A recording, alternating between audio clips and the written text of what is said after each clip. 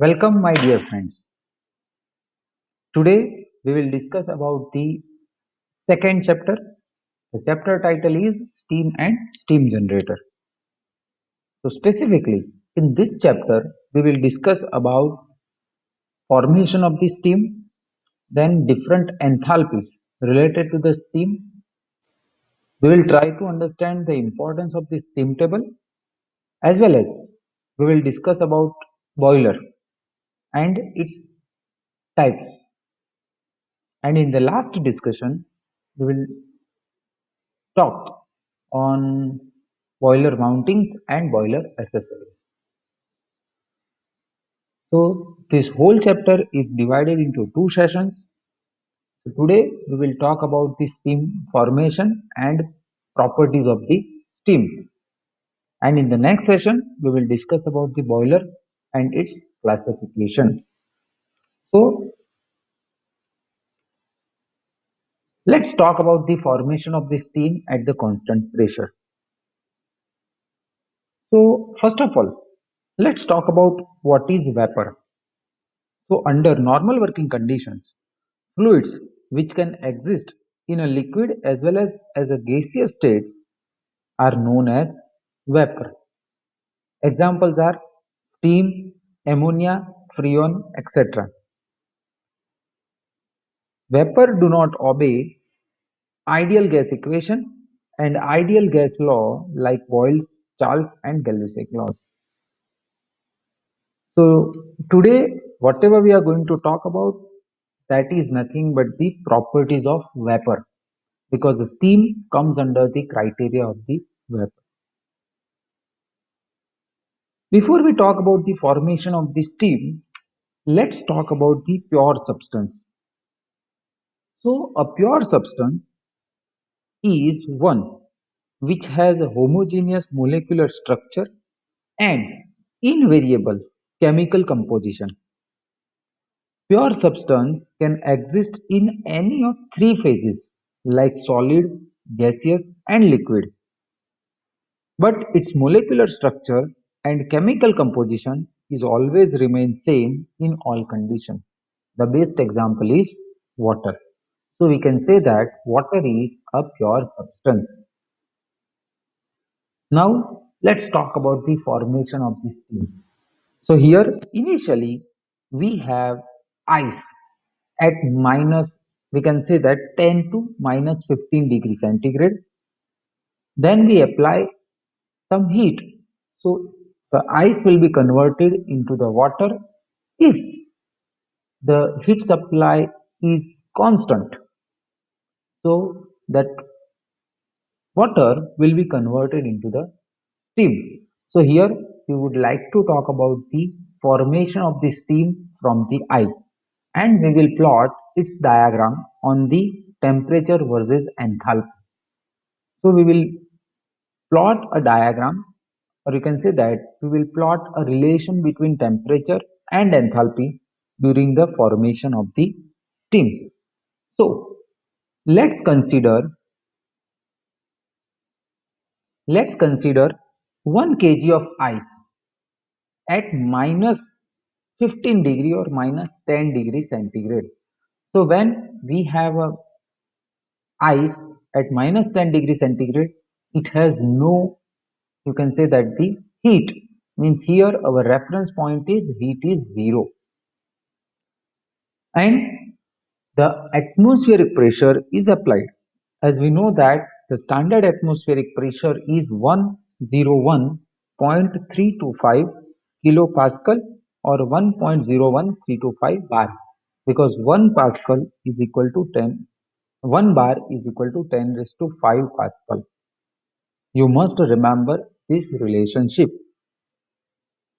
Now at minus 10 degree centigrade and at a constant pressure, so here I would like to write the 1.01325 bar. So this amount of pressure is applied constantly and heat is added. So now heat is added at constant pressure, and its behavior on the temperature we have plotted over here on the right side of your presentation skill. So the point from minus 10 degree to the 0 degree. So when the heat is added, the temperature is increased. So this is known as a sensible heat. Sensible heat.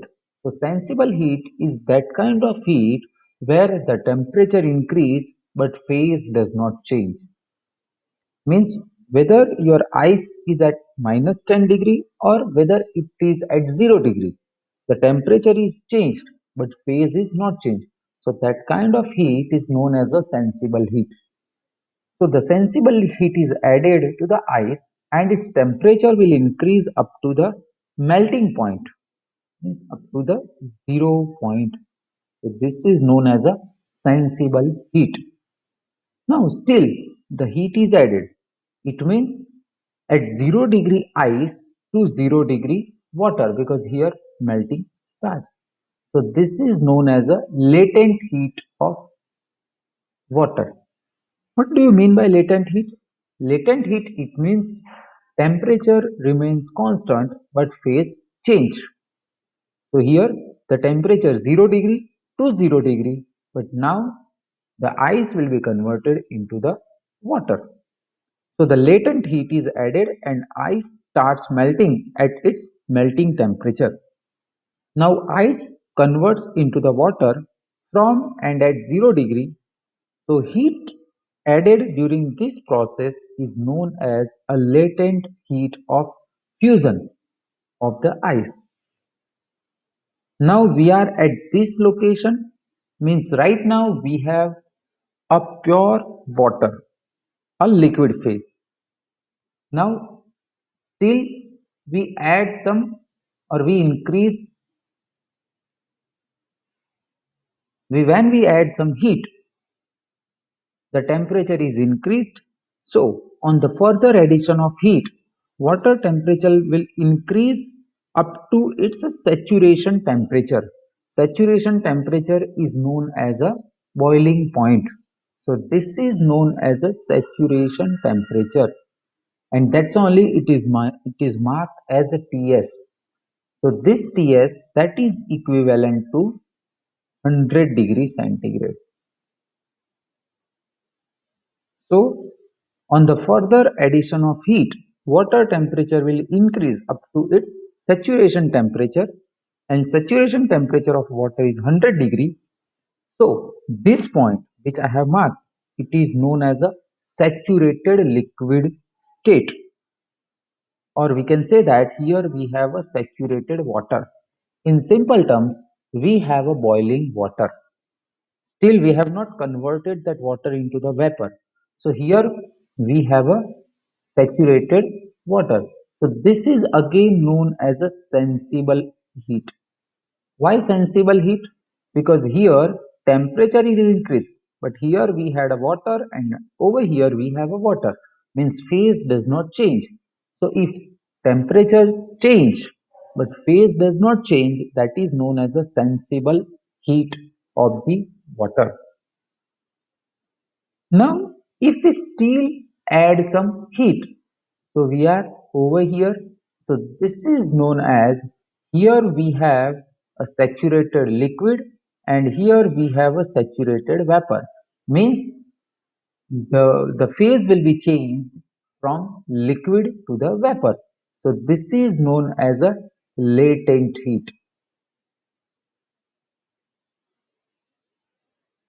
This is known as a latent heat. So during this process, temperature remains constant and latent heat is added. At the saturated point or at the saturated liquid point, the water starts boiling and it continues up to the saturated vapor state. So the amount of heat added during this process is called the latent heat of vaporization. The steam between the state this and this, the steam between the phase This and this contain suspended water particles. Such steam is known as a wet steam. So here the wetness is decreased and up to this mark we have a perfect dry steam. So here we may have a wet steam, but when we add some heat, so the wet steam will start converting into the dry steam. So here we don't have any moisture particle into the steam. And this location is also known as a dry saturated steam. This location is also known as dry saturated steam. On the further addition of the heat, the temperature will definitely increase. The steam having temperature higher than its saturation temperature at particular pressure is called as a superheated steam. So this is known as a superheated steam, and that's only this point is marked as a H superheated. The steam having state beyond this particular point or beyond the dry saturated steam, that is known as a superheated steam. So here this temperature is always greater than the boiling temperature of water, so we can say that it must be greater than 100 degrees centigrade. So here we discussed about the formation of the steam at the constant pressure, and I hope you understand the formation of the steam at the constant pressure. One more time, I would like to repeat. We had ice at minus 10 degrees centigrade. So we started heating. So ice will remain ice, but now the temperature is increased. So it's a 0 degree. So it's known as a sensible heat. Now, if we still apply some heat, so ice starts melting, but the temperature will remain same. So 0 degree ice to 0 degree water. So this is known as a latent. Still applies a constant heat, so the boiling will start. So the water at 0 degree will start to boil at the 100 degree at the water. So this is known as the sensible heat of a liquid, and it is marked as a HF. Now if we further apply the heat, so 100 degree water to 100 degree steam, and this is known as a perfect dry saturated steam. And if we further apply heat, so the temperature would be greater than the saturated temperature of the liquid, and that portion is known as a superheated steam.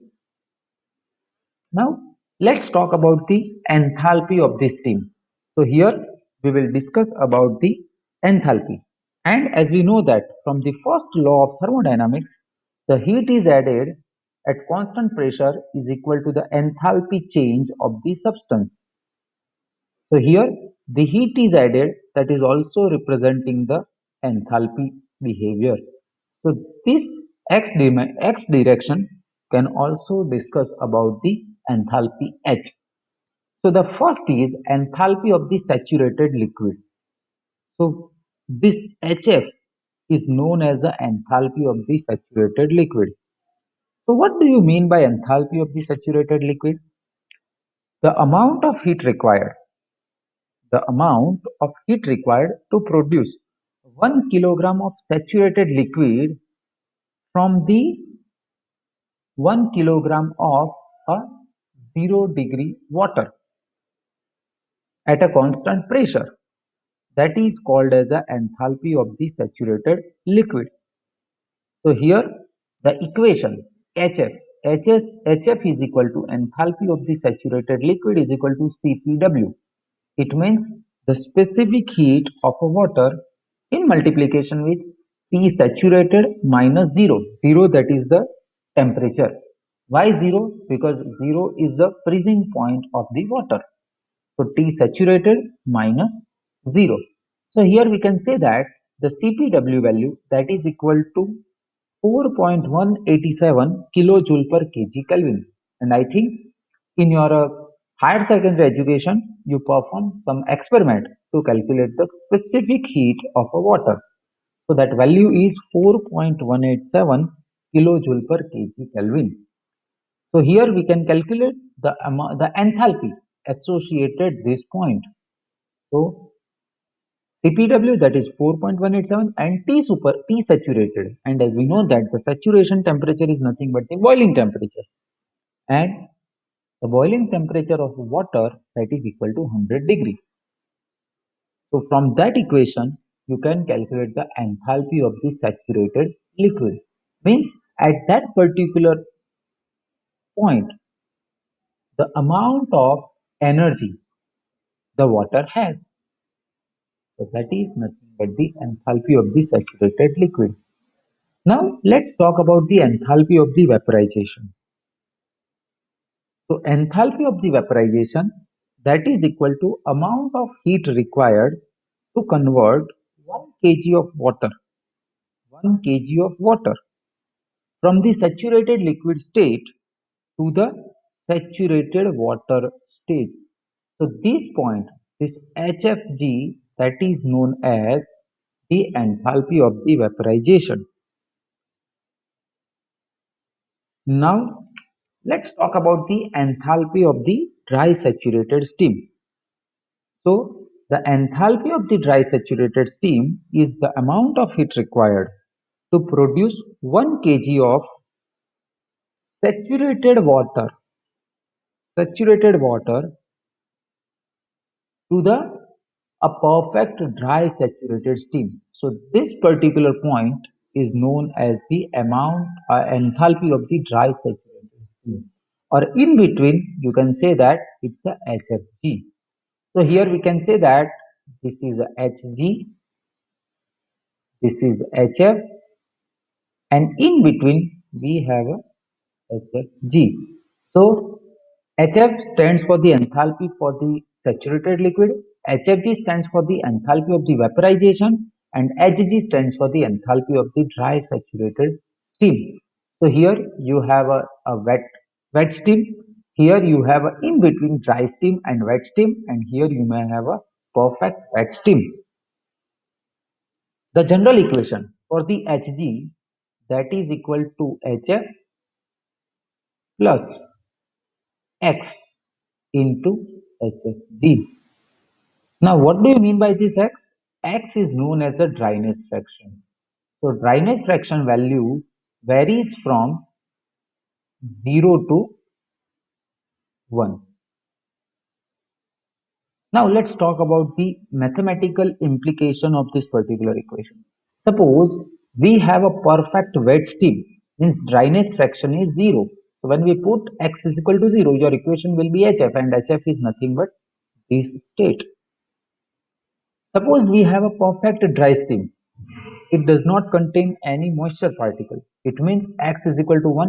So when we put X is equal to 1, so your equation would be Hg is equal to Hf plus Hfg. Means we are talking about this state.